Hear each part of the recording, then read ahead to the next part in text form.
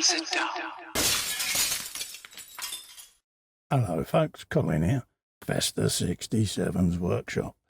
Welcome to issue number 44 of Legends of Ferrari F1, your die-cast 1/24 scale model collection from our good old friends at DeAgostini.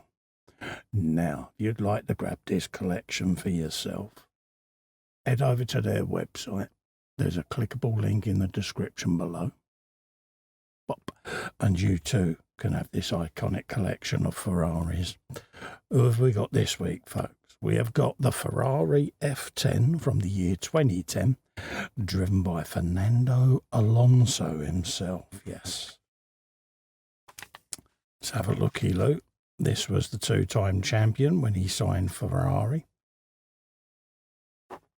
There's the car itself. Notice how the shark fin joins the rear wing there. It's just like what Vettel had at Red Bull, wasn't it? That infamous barcode there, livery along the side there. This is after the victory in Bahrain. The Ferrari did not stay ahead. It was not until the German Grand Prix, well past the halfway point, that Alonso regained his edge, yes. That was the 800th Grand Prix, historical presence livery there. Fernando on Olympus, iconic. There's the briefing sheet on the Ferrari itself there, giving you all the different specifications of it, what the rear suspension was, the gearbox, the motor, all of that. The dream and the disappointment, yes, he had a bit of a troubled time at Ferrari. Alonso didn't seem to settle at all, did he? But yeah. And then we've got the profile there is of Andrea Stella. Way back when he was at Ferrari. He's now obviously team principal at McLaren. So yes, way back when, a very young Fernando there as well. And he's still driving, folks. He's still entertaining us all. So that's the magazine done. Let's bring in the model. And there she is, folks. Look at that. Comes, obviously, with the Scuderia Ferrari badge on the side there. Ferrari F10 Fernando Alonso 2010. Comes in a display case. I've got the slip case on because I want to scratch the acrylic whilst I'm filming. So we'll get this out of the case, land it on the bench, and we'll have a looky-loo at this. Okay, folks? And there she is, folks. We'll do our traditional top-down view there. Our slender and long noses now coming round here. You can see how it just scoots out with the side pods, and then they taper right back. That traditional love heart shape there going on. Very narrow rear wing for the rear aero. Notice how the shark fin extends out and touches the rear part there. You've got your wing mirrors there, externally mounted and then facing inwards. Little bit of aero on them, and same with the cameras there, little winglets, etc. All round the car there. Quite a wide front wing there with different winglets and gubbins going on. Obviously, you got your harness looking down inside, driver's side protection coming round, all round his head, which is nice to see because, yeah, PlayStation steering wheel in full effect down there now, folks, with all the buttons, dials and gubbins going on in there.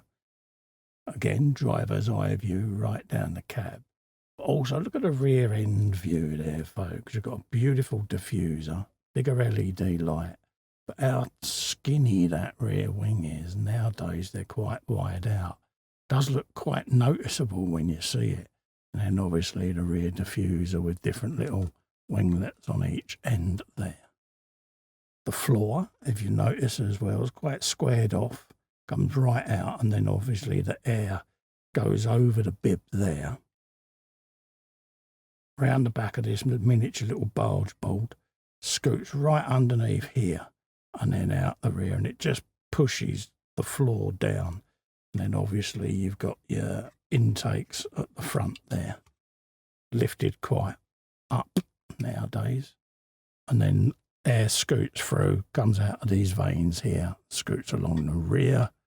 Got some exhaust system there, coming out the back there, shooting along and coming under the wing just to give that a bit of oomph. Also got tiny little outlets here where the air can shoot along as well. Quite an interesting aerodynamic concept when you think of it. And then obviously you've got your end plates there with little barge boards on the end there. So air basically scoots between this little gap, gets channeled and then forced through, and it scoots out around the front wheels, almost making them invisible. Got your brake ducts down here, looking rather splendid.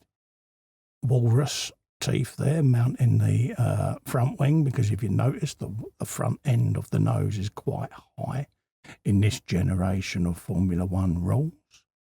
Same on the other side there, obviously. You got your vents there for the wheels, open wheels. I always like them, the modern wheels being closed in. You don't get to see that brake disc glow that I used to enjoy seeing. Don't know why, I just did. And look at this sculpted shark tooth, the way it comes out like so. Straight along and down, just gives that chopping motion through the air almost.